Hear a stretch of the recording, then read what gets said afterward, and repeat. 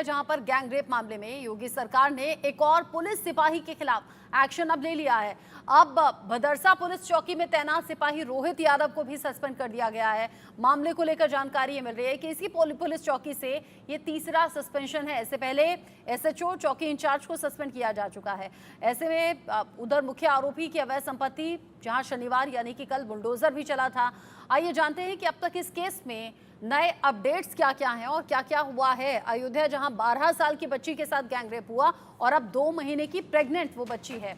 इस मामले में शुक्रवार को मुख्यमंत्री योगी आदित्यनाथ ने नाबालिग गैंगरेप जो पीड़िता है उसकी मां से मुलाकात की थी और कड़ी कार्रवाई का आश्वासन दिया था। इसके बाद समाजवादी पार्टी के नेता और मुख्य आरोपी मोहित खान की संपत्ति की जांच तेज की गई। इसमें वो बेकरी जिसमें रेप का आरोप लग रहा है कि इसी बेकरी में बच्ची के साथ बार बार रेप हुआ, उसके अवैध निर्माण का प्रशासन की संयुक्त टीम ने शनिवार दोपहर ध्वस्त उस बेकरी को कर दिया क्योंकि इलीगल कंस्ट्रक्शन वहां पर था। इसके साथ ही आरोपी समाजवादी पार्टी के नेता की जो बाकी संपत्तियां हैं उनकी भी जांच हो रही है। रविवार को मामले में भगड़सा पुलिस चौकी के सिपाही रोहित यादव को भी अब सस्पेंड किया गया है। मामले को लेकर समाजवादी पार्टी के अध्यक्ष और सांसद अखिलेश यादव ने सोशल मीडिया अकाउंट एक्स पर लिखा है कि उन्होंने इस घटना का जिक्र किया, कहा कि कुकृत्य के मामले में जिन पर भी आरोप लगा है उनका डीएनए टेस्ट कराया जाए। डीएनए टेस्ट कराकर इंसाफ का रास्ता निकाला जाए, न कि केवल आरोप लगाकर इस पर सियासत की जाए। जो भी दोषी हो उसे कानून के हिसाब से पूरी सजा दी जाए, लेकिन अगर डीएनए टेस्ट के बाद आरोप झूठे साबित हों तो सरकार के संलिप्त अधिकारियों को भी बख्शा नहीं जाए। यही न्याय की मांग है। वहीं आज राज्यसभा सांसद बाबूराम निषाद के नेतृत्व में बीजेपी प्रतिनिधिमंडल ने उत्तर प्रदेश के अयोध्या में हुए गैंगरेप पीड़ित के परिवार से मुलाकात की है। सांसद बाबूराम निषाद ने कहा कि हमने पीड़िता की मां से बात की और हम पूरी रिपोर्ट राष्ट्रीय नेतृत्व को सौंपेंगे। हमारी उत्तर प्रदेश सरकार इस अपराध को अंजाम देने वाले आरोपियों को बख्शने नहीं वाली है।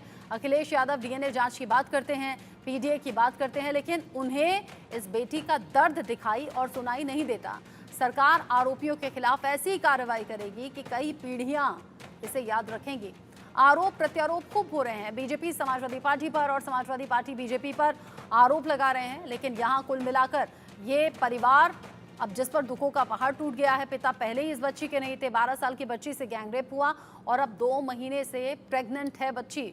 अयोध्या रेप कांड पर सियासत लगातार जारी है। बीजेपी प्रतिनिधिमंडल आज पीड़ित परिवार से मिला भी है। बीजेपी नेतृत्व को रिपोर्ट सौंपेगा। मिलने के बाद ये प्रतिनिधिमंडल सांसद बाबूराम निषाद के नेतृत्व में ही पीड़ित परिवार से इन्होंने मुलाकात की है।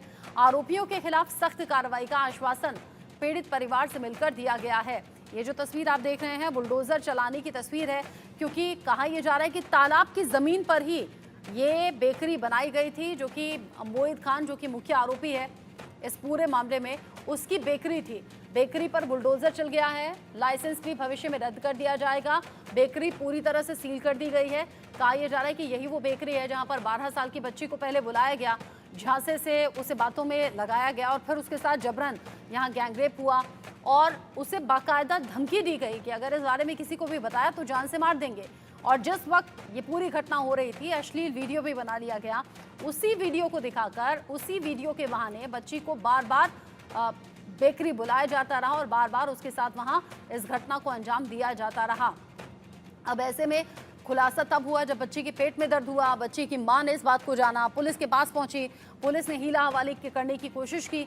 इस मामले में शिकायत दर्ज नहीं की गई और अब उसका नतीजा यह है कि थाने के एसएचओ, थाना इंचार्ज और अब एक सिपाही, जो कि आज का अपडेट है, 3 लोगों को अब तक सस्पेंड किया जा चुका है। मुख्यमंत्री योगी आदित्यनाथ ने पहले ही कहा था कि इस मामले में जो भी दोषी होगा वो बख्शा कतई नहीं जाएगा। उनके खिलाफ होगी सख्त कार्रवाई, जो अब हो रही है। अयोध्या रेप मामले को लेकर जहां सियासी बयानबाजी हो रही है, इन सबके बीच में ही मायावती ने पोस्ट किया है। मायावती ने लिखा है अयोध्या मामले में कि कार्रवाई सही है। साथ ही साथ मायावती ने कहा कि डीएनए टेस्ट की मांग समाजवादी पार्टी यहां पर कर रही है। समाजवादी पार्टी सरकार में कितने डीएनए टेस्ट हुए, तब अपराध का ग्राफ क्या था, तब किस तरीके से लड़कियों, बच्चियों, बहनों के साथ अत्याचार होता था, यानी बढ़ते हुए अपराध के ग्राफ को लेकर मायावती ने समाजवादी पार्टी पर ही निशाना साध दिया। और मायावती ने कहा है कि ये जो कार्रवाई हुई है, एक्शन हुआ है, ये बिल्कुल ठीक हुआ है। उधर अखिलेश यादव कह रहे हैं कि सिर्फ आरोप न लगाए जाएं बल्कि डीएनए टेस्ट हो और डीएनए टेस्ट में ये पता लगे कि आखिर किसके जरिए इस कुकृत्य को अंजाम दिया गया है। यानी कि सिर्फ आरोप से ही यहाँ अगर एक्शन होगा तो वो ज़्यादा संतोषजनक नहीं होगा, बल्कि यहाँ पर डीएनए टेस्ट कराया जाए और नार्को टेस्ट भी कराया जाए। समाजवादी पार्टी इसका समर्थन कर रही है, शिवपाल यादव ने भी समर्थन किया है कि हाँ, नार्को टेस्ट होना चाहिए। मोहित खान और उसका नौकर राजू, दो इस मामले में, गैंगरेप के मामले में आरोपी हैं, दोनों को गिरफ्तार कर लिया गया है। कल मोहित खान की बेकरी पर बुलडोजर भी चला है।